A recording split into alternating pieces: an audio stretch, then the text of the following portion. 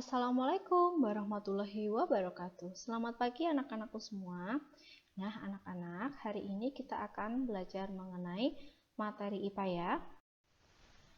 Materi yang akan kita pelajari yaitu sistem pernapasan hewan dan manusia pada muatan IPA tema 2 subtema 1. Sistem pernapasan itu meliputi organ-organ pernapasan dan cara kerja organ-organ pernapasan tersebut. Sistem pernapasan yang akan kita pelajari ada dua. Yang pertama yaitu sistem pernapasan pada hewan dan yang kedua yaitu sistem pernapasan pada manusia.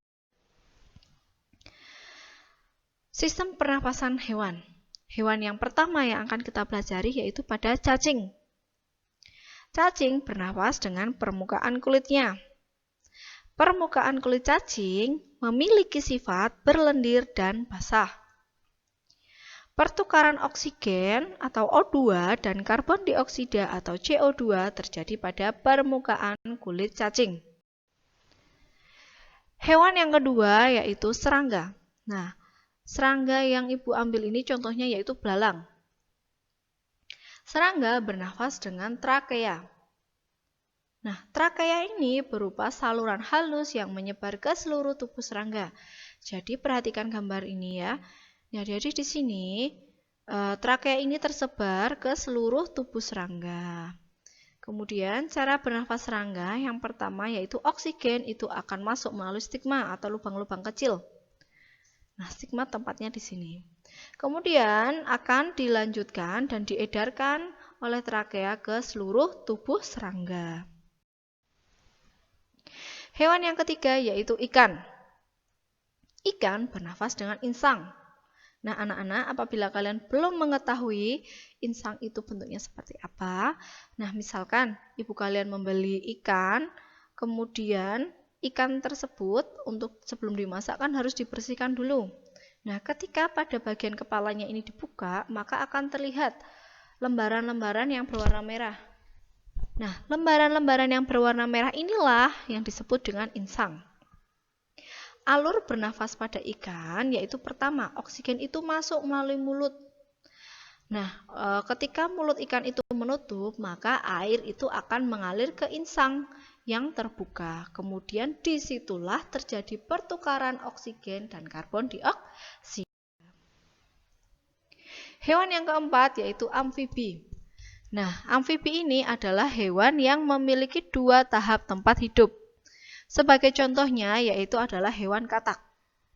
Seperti yang kalian ketahui bahwa katak itu mengalami fase yang namanya berudu. Nah, ketika berudu itu, katak itu hidupnya di air dan setelah menjadi katak dewasa, katak itu akan hidup di darat. Baik, kita pelajari ya. Pada saat di air atau pada saat berudu itu bernafas menggunakan insang. Nah, akan tetapi ketika saat di darat atau katak itu sudah menjadi katak dewasa, katak itu akan bernafas dengan paru-paru dan kulitnya. Jadi ingat, ketika dia itu menjadi berudu, bernafas dengan insang. Ketika sudah menjadi katak dewasa, itu bernafas dengan paru-paru dan kulitnya. Nah, kulit katak ini bersifat lembab dan basah. Hal ini bertujuan untuk membantu pertukaran oksigen dan karbon dioksida. Hewan yang kelima yaitu reptilia. Reptilia adalah hewan-hewan yang melata. Contohnya apa? Seperti penyu, buaya, ular, dan masih banyak lainnya ya. Reptilia ini bernafas dengan menggunakan paru-paru. Alur bernafas pada reptilia sebagai berikut. Yang pertama, oksigen itu masuk melalui hidung, kemudian dilanjutkan ke tenggorokan, dan kemudian dilanjutkan lagi ke paru-paru. Pada paru-paru ini akan terjadi pertukaran oksigen dan karbon dioksida. Nah, kemudian yang terjadi, karbon dioksida dari paru-paru tadi dikeluarkan. Setelah dikeluarkan melalui tenggorokan dan dihembuskan melalui hidung. Hewan yang keenam yaitu burung. Burung itu menggunakan dua sistem pernafasan. Yang pertama menggunakan paru-paru, yang kedua menggunakan pundi-pundi udara. Paru-paru digunakan oleh burung ketika burung tersebut sedang tidak terbang. Jadi ketika burungnya itu hanya bertengger di dahan ataupun sedang berada di tanah dan burung itu sedang tidak terbang, itu bernafas menggunakan paru-paru.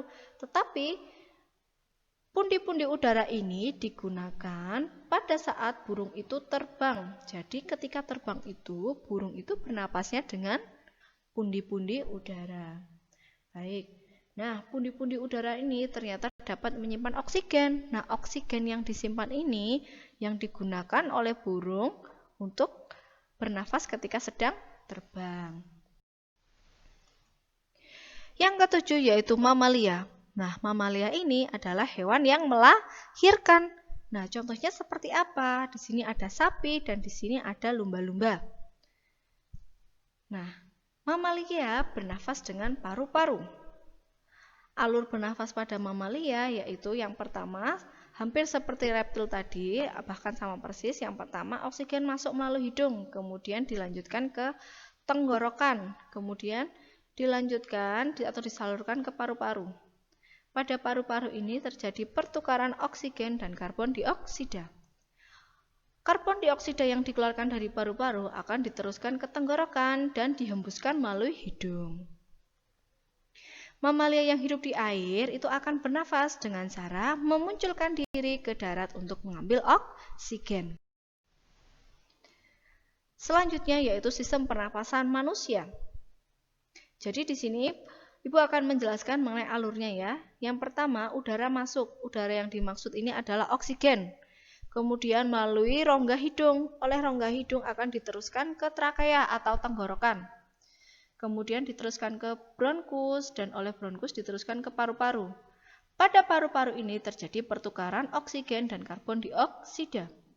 Nah, karbon dioksidanya itu kemudian dikeluarkan dari paru-paru menuju bronkus, kemudian dikeluarkan lagi menuju trakea dan dihembuskan ke rongga hidung sehingga udara akan keluar dari tubuh kita. Udara yang dimaksud adalah karbon dioksida. Baik, bagian tubuh yang berperan dalam proses pernafasan manusia. Yang pertama adalah hidung. Hidung memiliki fungsi yang pertama yaitu rambut pada hidung akan menyaring debu-debu dan kotoran dari udara. Nah, debu yang tersaring ini akan menempel bersama lendir. Yang kedua yaitu menyesuaikan suhu dan kelembapan udara. Nah, hal ini bertujuan agar mempermudah proses penyebaran gas dalam tubuh manusia. Yang kedua yaitu trakea atau tenggorokan. Trakea memiliki fungsi yang pertama yaitu penghubung antara hidung dan paru-paru. Pada bagian trakea ini juga terdapat faring yang merupakan tempat pertemuan rongga hidung dan rongga mulut. Tempatnya di sini anak ya. Fungsi yang kedua yaitu menyaring kembali udara yang masuk dan menyampaikan udara ke paru-paru. Jadi pada trakea ini terjadi penyaringan lagi, penyaringan udara, kemudian udaranya itu akan disampaikan ke paru-paru kanan dan paru-paru kiri. Yang ketiga yaitu paru-paru. Paru-paru terdiri dari 3 bagian. Yang pertama yaitu bronkus. Bronkus merupakan percabangan dari trakea yang menuju ke paru-paru.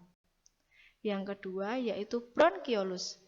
Bronkiolus merupakan percabangan dari bronkus. Yang ketiga yaitu alveolus. Nah, alveolus ini terletak di ujung bronkiolus yang memiliki fungsi sebagai tempat pertukaran oksigen dan karbon dioksida. Perhatikan contoh gambar ini. Nah, gambar di sini, jadi ini adalah hidung, rongga hidung, kemudian dilanjutkan ke tenggorokan atau trakea. Nah, di ujungnya itu terdapat 2 cabang untuk ke paru-paru kanan dan paru-paru kiri. Percabangan inilah yang disebut dengan bronkus. Nah, cabang-cabang dari bronkus masing-masing ini disebut dengan bronkiolus. Nah, pada ujung bronkiolus ada alveolus yang memiliki fungsi sebagai pertukaran tempat oksigen dan karbon dioksida. Pernapasan pada manusia itu dibagi menjadi 2, yaitu ketika kita menghirup udara dan ketika menghembuskan udara. Proses menghirup udara itu disebut juga dengan inspirasi. Proses yang pertama yaitu udara masuk melalui hidung. Nah, udara yang masuk melalui hidung kemudian akan disaring oleh lendir dan rambut hidung. Proses yang ketiga yaitu paru-paru mengembang dan rongga dada membesar. Yang keempat yaitu gas oksigen diserap oleh alveolus. Untuk proses selanjutnya yaitu menghembuskan udara atau ekspirasi. Yang pertama, paru-paru itu mengempis dan rongga dada kembali ke ukuran semula. Jadi kalau yang pertama tadi ketika tarik nafas itu rongga dada membesar, nah kalau menghembuskan itu rongga dada dan paru-parunya itu ukurannya kembali ke semula. Proses yang kedua yaitu udara keluar melalui saluran pernapasan. Yang ketiga, udara yang dikeluarkan mengandung gas karbon dioksida dan uap air. Nah, apabila kalian ingin mengetahui bahwa benarkah uap air itu dikeluarkan ketika kita menghembuskan nafas, yaitu kalian bisa menggunakan kaca ataupun cermin. Nah, coba kaca atau cermin tersebut didekatkan ke hidung kalian, kemudian kalian menghembuskan nafas. Nah, yang terjadi apa? Di situ akan ada titik-titik air yang sangat kecil dan lembut. Nah, inilah gambarnya. Jadi pertama, udara itu masuk melalui rongga hidung, diteruskan ke tenggorokan. Nah, kemudian pada saat kita menghirup udara, itu rongga dadanya membesar. Dan di sini juga ada namanya diafragma. Diafragma itu akan bergerak turun sehingga menjadi cenderung mendatar. Ini inspirasi. Ketika ekspirasi atau udara keluar, jadi rongga dadanya itu mengecil. Nah, diafragma ini akan terangkat, bergerak naik. Nah, kemudian udara ini akan keluar melalui hidung seperti itu. Nah, jenis pernapasan sendiri dibagi menjadi dua.